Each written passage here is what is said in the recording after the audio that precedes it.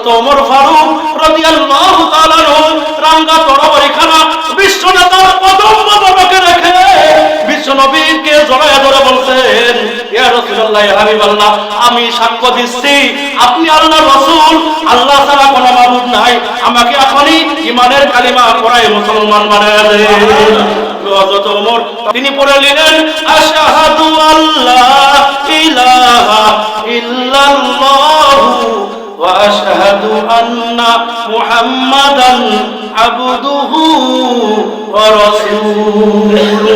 মুসলমান যখন হযরত ওমর হয়ে গেল, হযরত ওমর বলছে, ইয়া রাসূলুল্লাহ, ইয়া হাবিবাল্লাহ, আমরা কি সঠিক পথে আছি? দেখেন, নতুন ইসলাম গ্রহণ করেছে, তারপরও যে জিজ্ঞাসা করতেছে, ইয়া রাসূলুল্লাহ, আমরা কি সঠিক পথে আছি?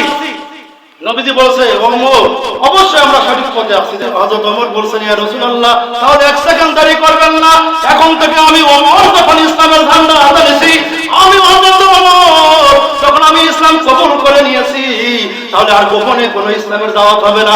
এখন থেকে, আজকে থেকে ওপেনলি আপনি ঈমানের কালেমার দাওয়াত দিয়ে আরম্ভ করে দেন।